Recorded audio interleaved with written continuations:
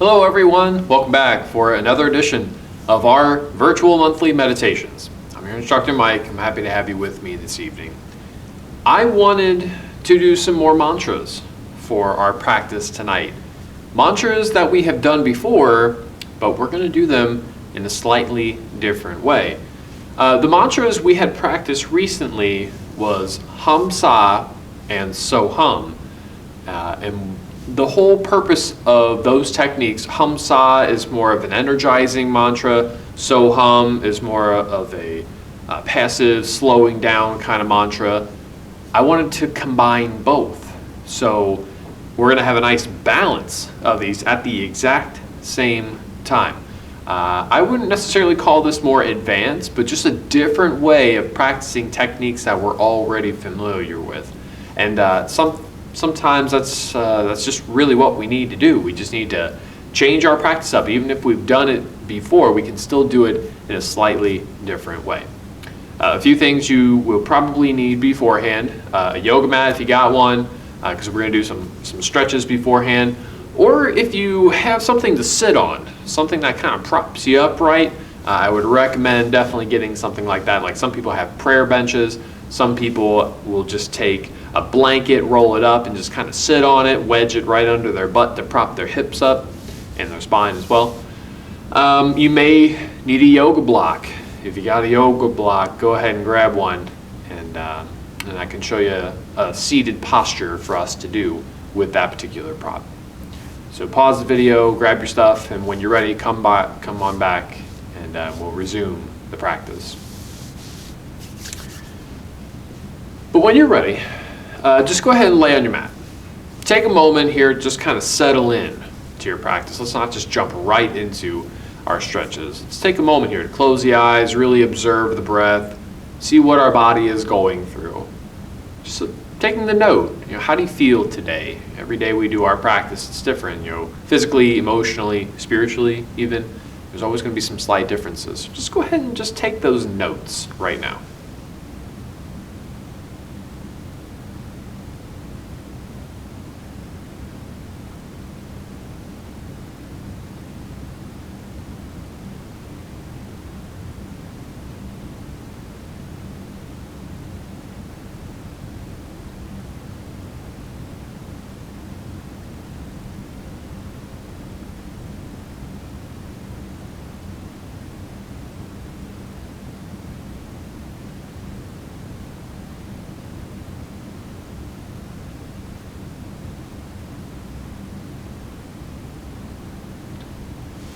When you're ready, go ahead and open your eyes. And we'll loosen up our spine a little bit. If you're already laying down, you're already where I want you. Just bring the knees up to your chest, cradle your legs, rock back and forth, side to side, make some circles. Just taking an opportunity to wake some of these joints up. We're going to be sitting upright for probably about 10 to 15 minutes. We want to make sure that our spines, our hips are prepped and prepared, ready to go for this.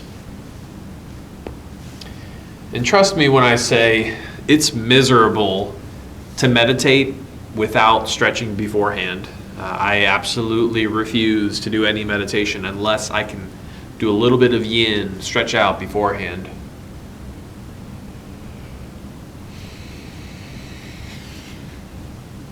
Now when you're ready, just go ahead and come to a comfortable seated position. We're going to do a forward bend. I don't really mind what you do with your legs, but I am going to suggest doing a forward bend. The first option I'm showing right now is butterfly pose. Soles of the feet brought together in front of you, falling and rounding in the pose as best as you can, but don't worry about getting the head to the feet because that's not the point. The point of this is to feel your inner thighs and your back. Really, it's the back that's most important here. So what you do with your legs is irrelevant. This is one option. Another option for you is Dragonfly Pose, where you stretch your legs as far as you can. You lean forward here. It's an inner thigh and hamstring stretch. Still the back, so it's up to you. Or you could do a caterpillar pose. And this is where you have both legs out in front of you. You lean forward, and you're going to stretch your back and the back of your legs, the hamstrings here. It's actually feeling pretty good, so I'm just going to stick around in it. And we're only going to do two poses. We're going to do a forward bend, and we're going to do a back bend. This is a routine that I have to do, and I would not let my students meditate without doing something like this. You don't have to do it, again, exactly how I'm doing it, but I would always recommend doing at least one forward bend and one back bend before you do some upright meditation. Now, if you're going to do some meditation where you're laying down, you can always use props to make that easier by putting something under your neck, laying on pillows, bolsters, things like that. But when we're doing upright meditation, it can be really difficult to sit up straight. People think I'm joking when I say the hardest yoga pose that you can do is upright meditation. I'm really not. Try sitting upright for 20 and 30 minutes and not stretching beforehand. Your back will scream at you. It's miserable.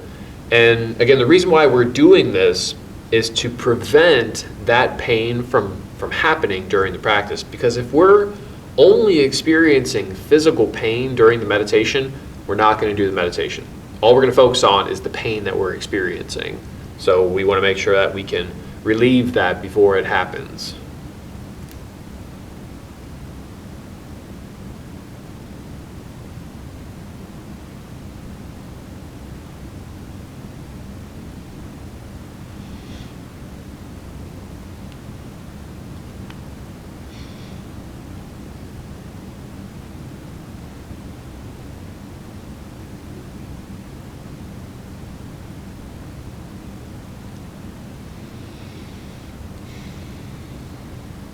Go ahead and take a few deep breaths. Use your hands. Slowly push yourself out.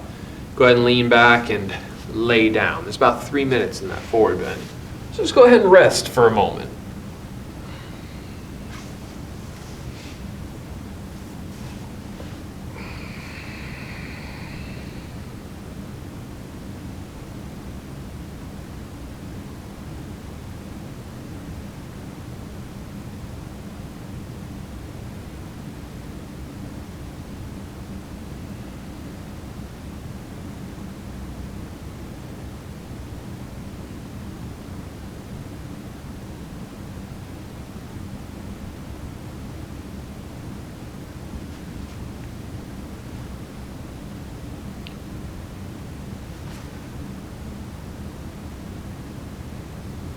We have one more pose we got to do. We have to do our back bend.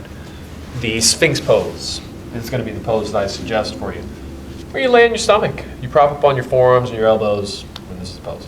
You should just feel this dull pressure right there in your lower back. That's really all it should be. If it starts to feel like it's really sharp pain, just lower down. Right, let's decrease away from that. You may notice muscles like your stomach, muscles, your core, your back, if they start flexing a little bit, tightening, they'll start to pull you up. Just do your best to let those muscles soften as best as you can. Sometimes it's easier said than done, but it's one of those signs that your body's trying to protect itself. Maybe there was an injury that you've had in your back, and what happens is your body remembers every single injury that's ever taken place, and it creates a reflex arc around that injury, and it happens in your neuromuscular system. It's a really delicate thing. But what happens is, because that reflex is there, every time you go to move your back or whatever part of your body you hurt in a certain way, all the muscles around that area, the injury area, it's going to start to flex. It wants to lock the joints up so it can't move anymore to protect the joints themselves. So this is really a defense mechanism that your body has. And it's really important because it does help protect us. But if it's happening while we're doing a practice like this, we could aggravate it. And the reason being is because, especially if we're stretching, we don't want muscles to tense and tighten. We want them to relax so that we can expand them. Often if we're pushing through that muscular flexion, the tightening, we end up overstretching something. We end up hurting something again.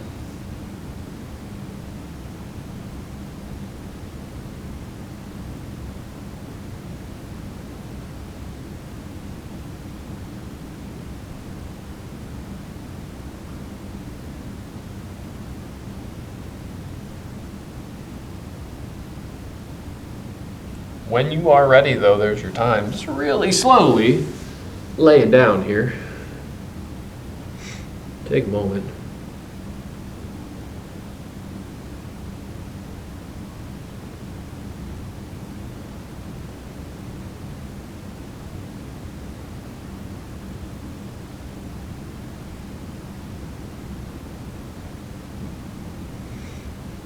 After a back bend like that, it is going to feel nice to do a gentle forward bend. So often you went ahead just right for a child's pose or laying on your back and cradling the legs like we did in the beginning.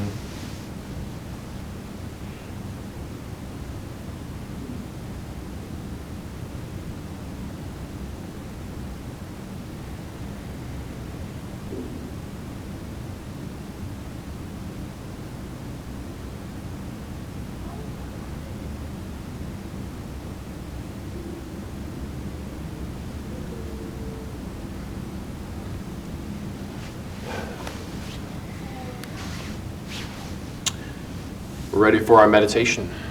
And again, I want you to find a comfortable seated position. This is really important for us to find before we even get into this. What I'm doing right now is called Siddhasana, which means cross-legged.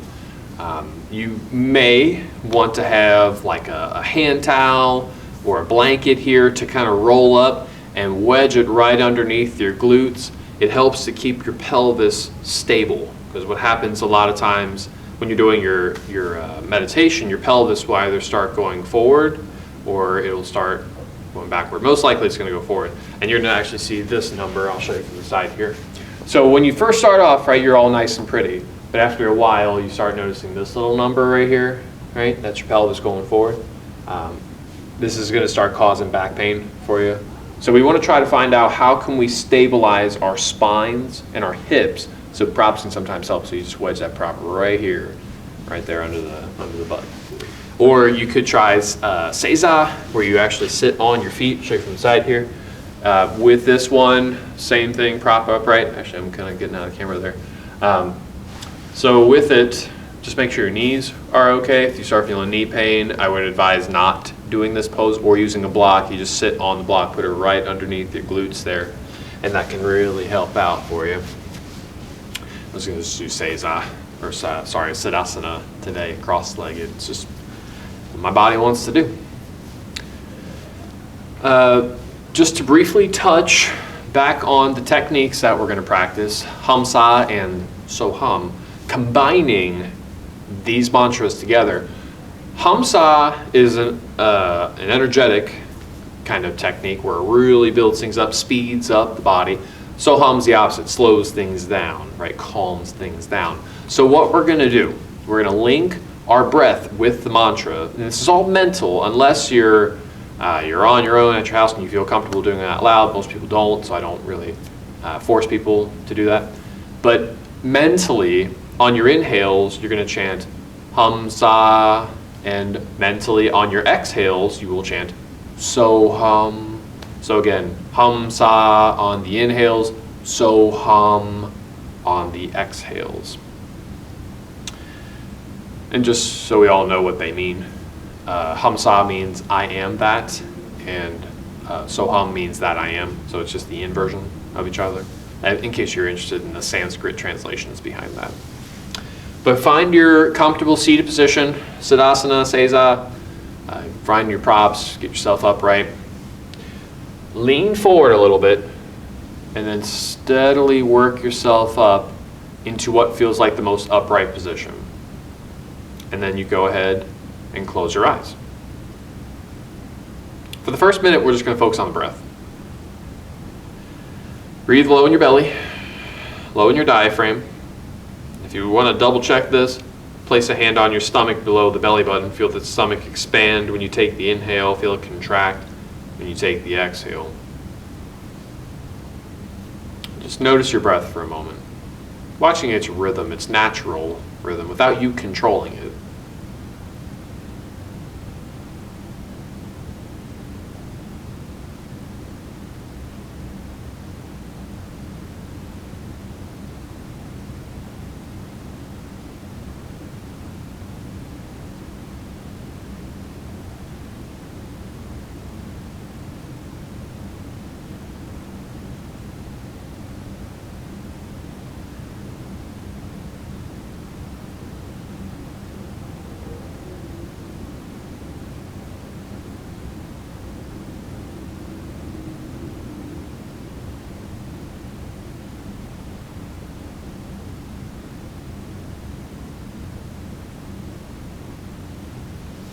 When you're ready, we're going to begin our mantra meditation. Again, the mantra is Hamsa and Soham, combining the two together. When you take your inhales, you're going to mentally chant Hamsa, and mentally on your exhales, you will chant Soham. So again, Hamsa on the inhales, Soham on the exhales. And while you're doing this, do your best to just notice the effects that take place. Try not to judge them or label them. Just observe what's happening within.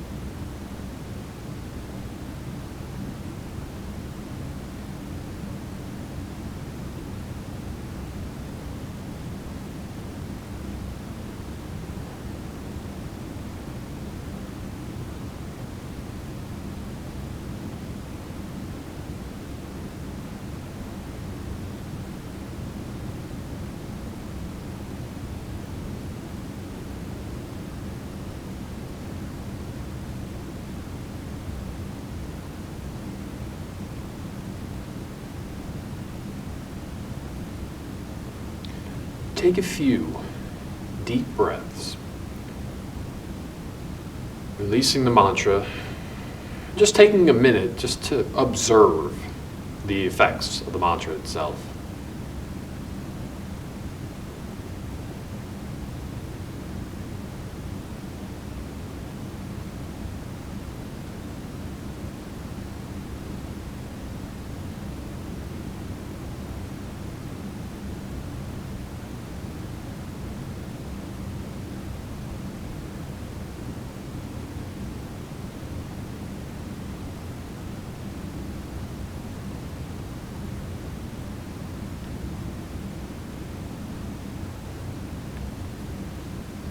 Taking a few more deep breaths. And when you are ready, you may ease your way out of your meditation and you can open your eyes. I want to thank you for watching and sharing your practice with me. It's been my pleasure. Namaste.